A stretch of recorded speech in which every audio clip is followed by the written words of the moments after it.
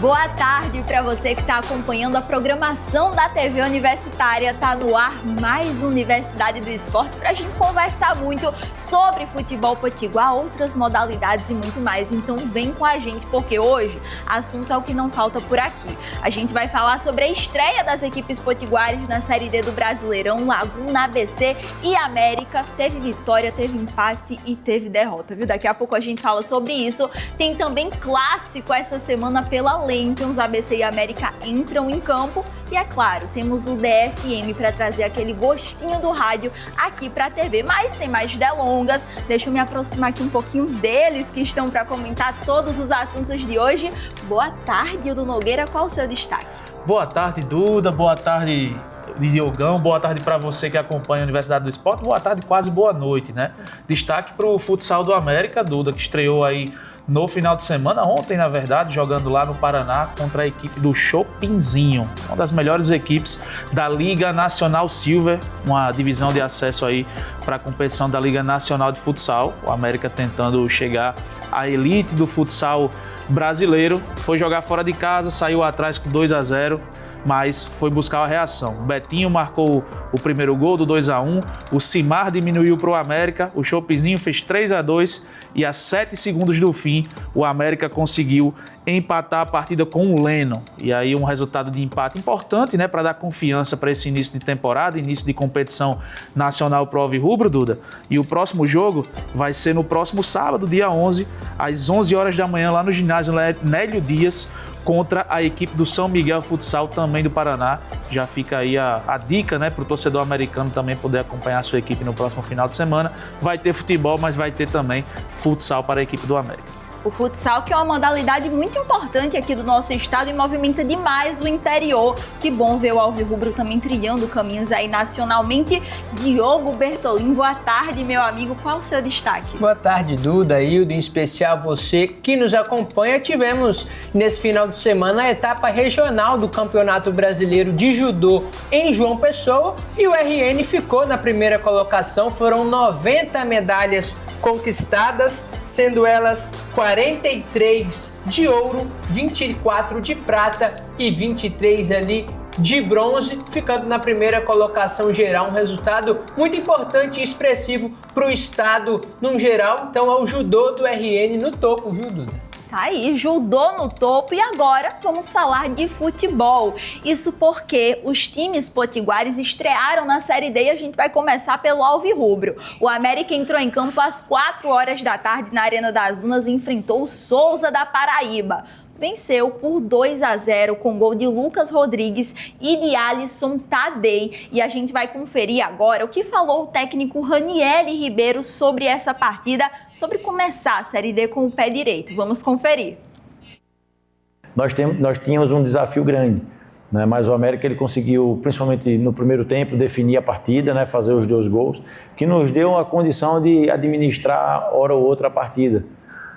De marcar um pouquinho mais baixo, de ter a possibilidade de jogar um pouquinho mais nos contra-ataques, por isso a mudança para o Paulinho e para o Josiel, para explorar realmente isso. Depois da entrada dos dois, não pela saída do Tadei e do Tanque, a gente conseguiu também retomar a partida. No início do segundo tempo foi um pouquinho complicado, era normal porque o Souza se largou em busca de tentar de abrir o placar. Tá aí a fala do técnico Ranieri Ribeiro e eu quero conversar sobre essa partida. Eu vou pedir, inclusive, para colocarem na tela as imagens dos gols, tanto de Lucas Rodrigues, que veio após a cobrança de escanteio de Souza, quanto o gol também belíssimo de Alisson Tadei nesse jogo. Porque eu quero saber, Hildo Nogueira, apesar desse placar de 2-0, na sua visão, o América do Ranieri Ribeiro jogou bem nessa partida? Foi um jogo seguro, né? Um bom jogo do América, não diria espetacular, uma vitória de almanaque não, mas uma vitória segura que o América fez parecer até protocolar, Duda. Isso porque conseguiu construir na primeira etapa com mais presença no campo ofensivo, sem sofrer tanto com os contragolpes ou com a posse de bola da equipe do Souza. Criou muito pouco o time do dinossauro paraibano. O América conseguiu ali marcar o gol com o Lucas Rodrigues, como a gente acompanhou agora há pouco. E na sequência o Alisson Tadei recebendo um belo passe do Cassiano. O Cassiano que chegou a 7 participações em gol na temporada. O jogador do América que lidera essa estatística, com um crescimento muito grande nesse estágio de invencibilidade do América no ano. O América conseguiu o segundo gol com o Alisson Tadei também, utilizando da calma, da categoria para driblar o goleiro e fazer o segundo gol, que deu uma tranquilidade muito grande. E o América volta para o segundo tempo tranquilo, sabendo que tem uma vantagem boa no placar, controlou o adversário, né? Não foi tão brilhante, acabou fazendo algumas substituições ali, que se perdeu um pouco em qualidade, mas conseguiu manter a intensidade também. Então, no geral, vitória justa, vitória tranquila, um bom jogo, respondendo a você, Duda, mas, é claro, não vai fazer também sempre partidas espetaculares, isso porque é um campeonato que é difícil, sem sombra de dúvida. Nessa primeira fase, acredito que o América vai passar, mas terá dificuldades, mas também porque é uma sequência muito forte, que já vem desde campeonato estadual, Copa do Brasil e esse início de Copa do Nordeste, e vai ter aí mais 6 jogos em abril. Então é um América que joga meio de semana, final de semana, praticamente direto até o final do mês, e isso pode realmente impactar no nível de desempenho da equipe. E é um placar, do Nogueira e Diogo Bertolin, que dá expectativa e esperança para esse torcedor que quer ver o América fora da última divisão do Brasileiro, e a gente tem inclusive os números do América, que já está na 9ª participação na Série D do Campeonato Brasileiro. A melhor participação foi em 2022, né, quando foi campeão, conquistou o acesso à Série C do campeonato, mais de 200 gols feitos, enfim, uma grande trajetória na última divisão do Campeonato Potiguar. E aí eu quero saber de você, Diogo, são 9 participações, o torcedor com certeza não quer isso. Com o que você viu da equipe do Ranieri dentro de campo, você tem expectativa dessa temporada para o América?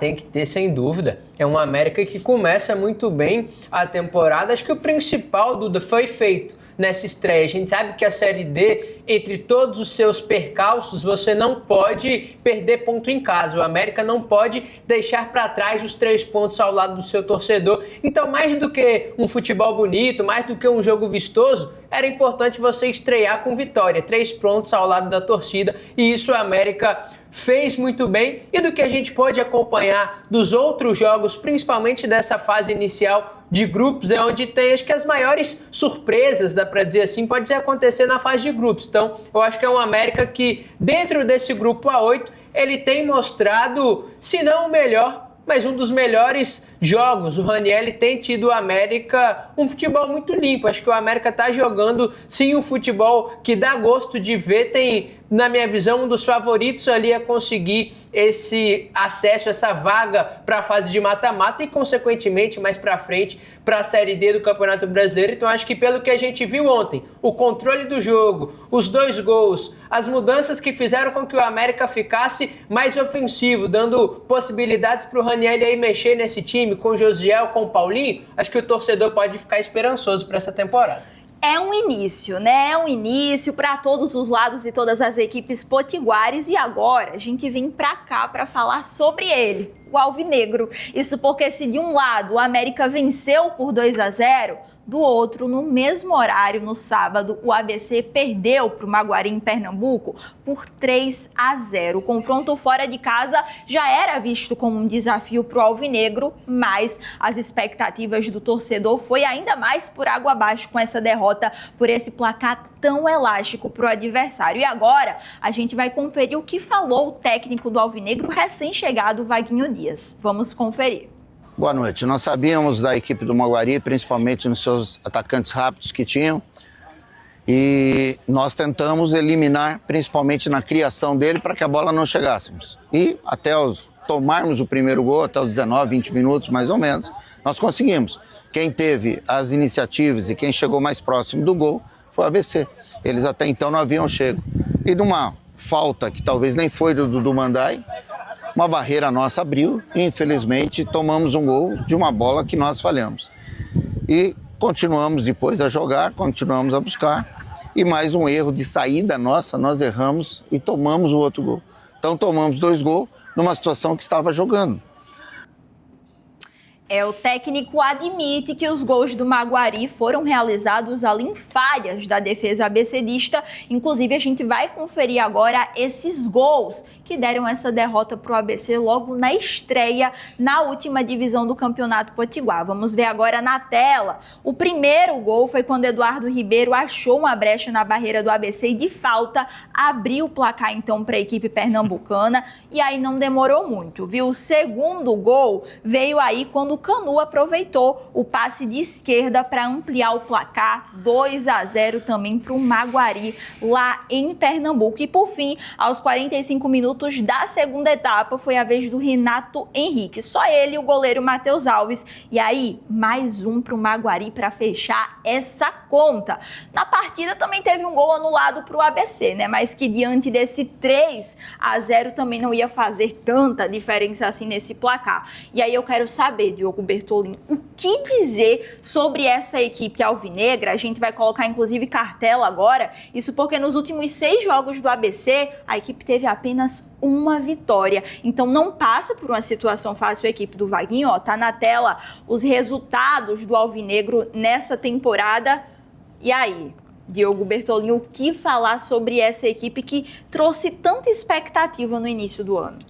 Pois é, um ABC que trouxe expectativa com organização, com um elenco que foi montado rapidamente, mas que em campo não entregou resultado ainda na temporada, né? Quando a gente vê a chegada do Vaguinho, se a gente voltar lá na coletiva de apresentação, ele fala sobre um futebol ofensivo, um time que vai jogar pra frente, e a gente viu isso no jogo contra o Sport. O ABC foi ofensivo, o ABC tentou e teve chance até para vencer essa partida, acabou não sendo efetivo. Mas quando a gente vai para o jogo de sábado diante do Maguari, o ABC não entrou em campo. Foi um time completamente diferente, um time muito desorganizado, não conseguia trocar passes ali de uma distância, eu e Hildo aqui, um do lado do outro, meio metro, o ABC errava passe. O próprio Vaguinho falou, os 2 primeiros gols do Maguari em falhas que não podem acontecer numa Série D de Campeonato Brasileiro, é barreira abrindo, é passe errado.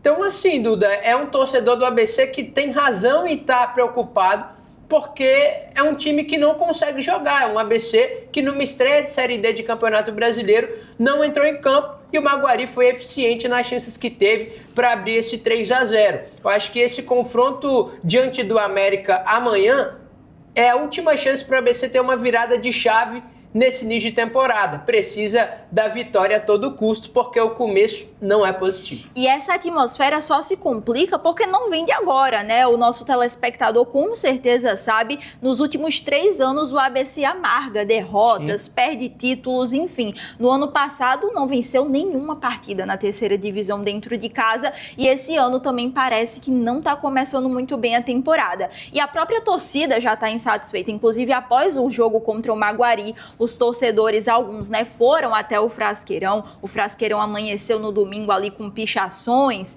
pessoal pedindo a saída do presidente, inclusive Eduardo Machado. E aí, Hildo Nogueira, nesse momento de quem é a culpa? Esse elenco que foi formado lá em setembro do ano passado, que começou a chegar, teve um planejamento cedo, né, o ABC. O trabalho do Vaguinho Dias é que não está dando certo. Na sua visão, qual é o problema-chave desse ABC? Duda, eu sempre prefiro falar que a responsabilidade, quando as coisas dão errada num time de futebol, é sempre uma responsabilidade dividida. É óbvio que o Eduardo Machado ele já está no comando e está há mais tempo que o Vaguinho no ABC. Vai para a sua 2ª temporada.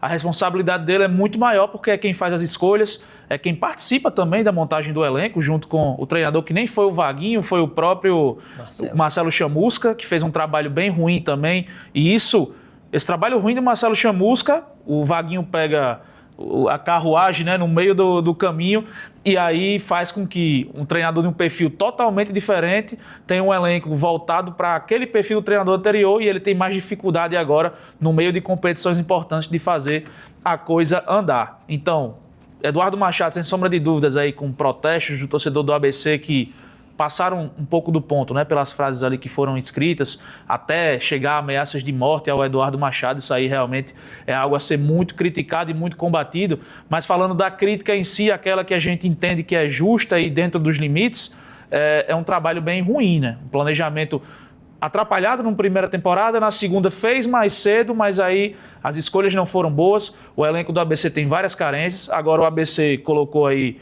o João Diogo e o Thiaguinho foram embora. Estreou na Série D do Campeonato Brasileiro praticamente sem reposição.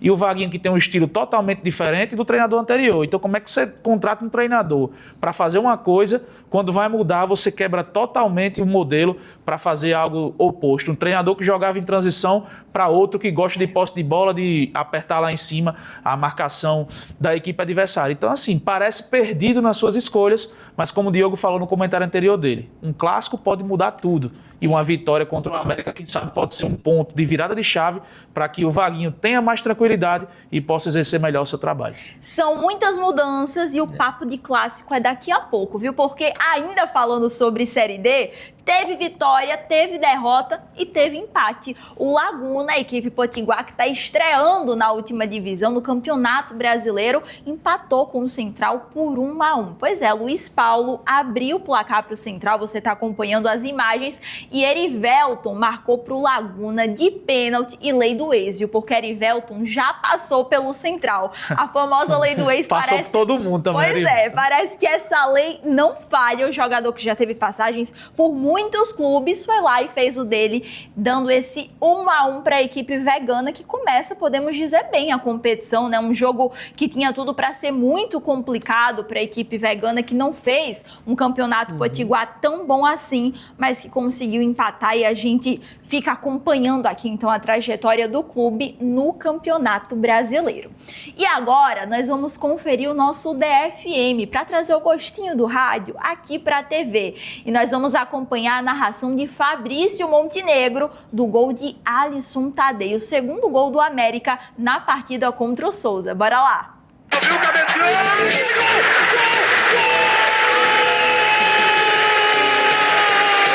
Vai ligar no contra-ataque agora na velocidade a todo vapor. Vem Cassiano, levantou lá para o Alisson Tadei. Saiu o goleiro, é agora, Alisson Tadei. É agora, tirou do goleiro, bateu pro gol!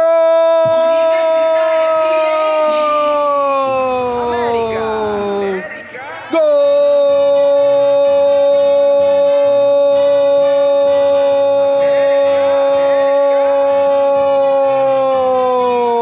Alisson Tadei é do América! Mais um para ampliar o placar na Arena das Dunas. Um lindo passe que ele recebeu do Cassiano. Lá no ataque ele tirou do goleiro super adiantado e mandou pro fundo do gol. Para explodir mais uma vez o paredão vermelho na Arena das Dunas, para emocionar o torcedor nessa grande estreia do América diante do Souza. Agora o América tem 2 e o Souza tem 0, Vitor.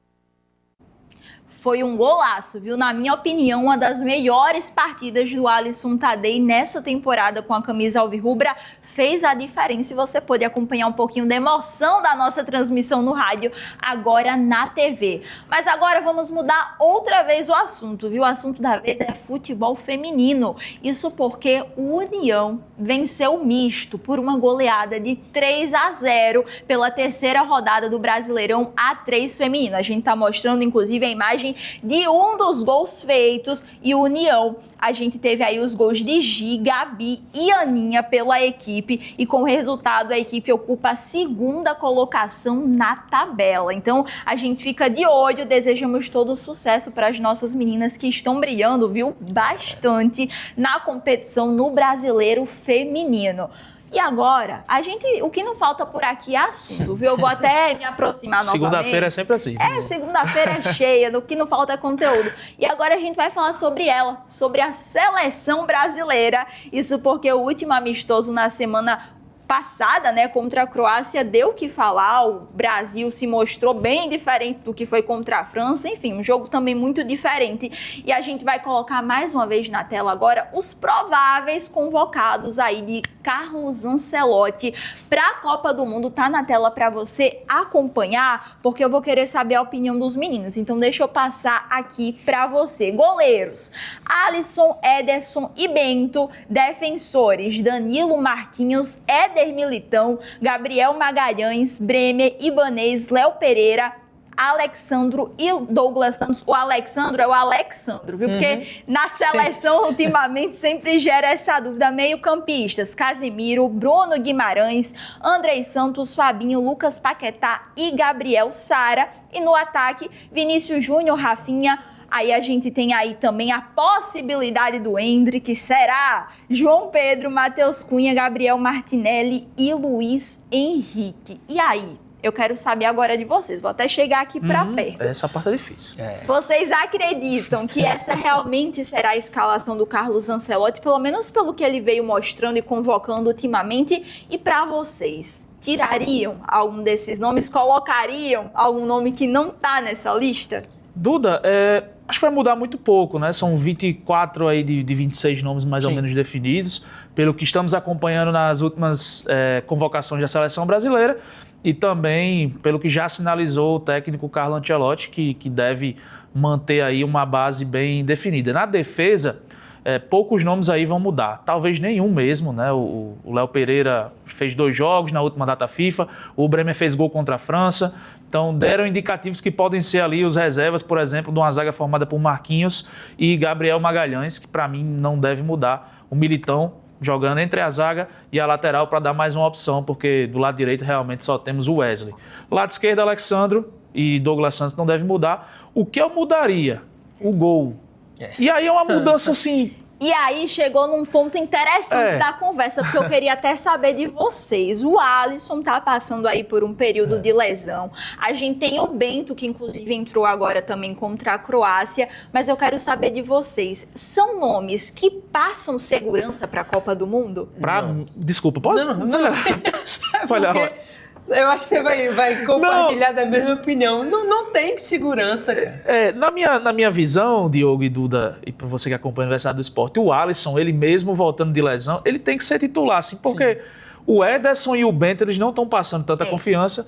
O Hugo Souza, para mim, tirando a questão dos pênaltis, ele não passa confiança também. Ontem acabou falhando no jogo do Corinthians. Então, assim, o goleiro que eu teria convocado para ser reserva do Alisson, pelo menos reserva, seria o Fábio. Mas o Fábio, há vários e vários anos, ele não está dentro. E rapidinho com o Diogo. Diogo, de você, colocaria algum nome, inclusive, falando, né, sobre goleiros, opinião aqui da apresentadora, né? O Bento saiu errado demais, várias vezes contra a Croácia. A gente fica assistindo e fica percebendo os erros, né, que são notáveis. Segurança. Não, é triste a gente depender de Ederson e Bento na Copa, assim, com todo respeito aos jogadores, porque realmente não estão em fase boa. O Ederson foi jogar no futebol turco, não tá bem. O Bento lá também nos Emirados voltou e já voltou cometendo falha. Então são 2 goleiros que realmente não passam nenhuma confiança. Eu também optaria pelo Fábio. Agora a gente sabe que não foi convocado em nenhum momento, isso já há muitos anos. Não vai ser agora, em cima da Copa,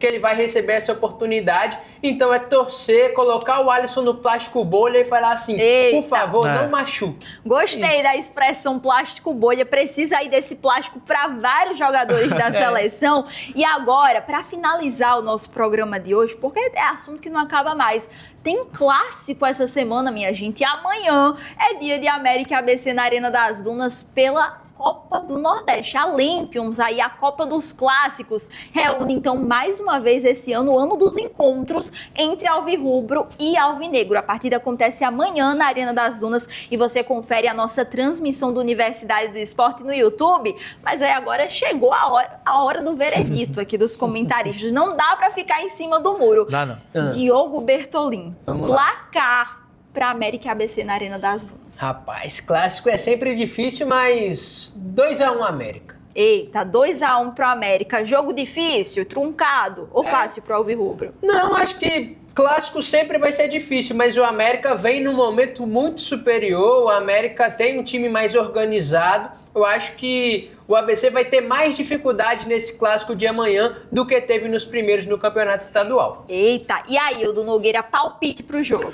2-0 para a equipe do América, para explicar também, rapidinho. Vou explicar o palpite.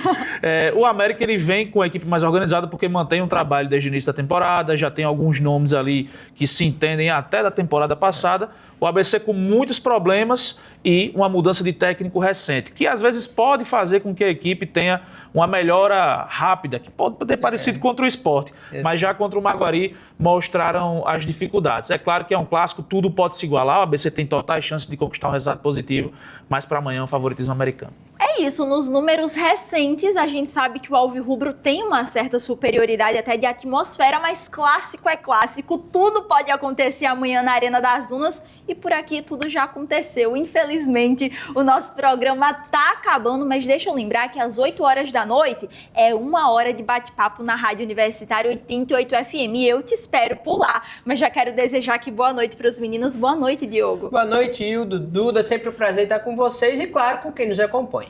Boa noite, Hildo Nogueira. Boa noite, Duda. Boa noite, Diogo. Boa noite a você e até a próxima. Até a próxima para você que ficou com a gente até agora. 8 horas na Rádio Universitária. Amanhã, transmissão de clássico. E segunda-feira que vem, a gente tá de volta. Até mais.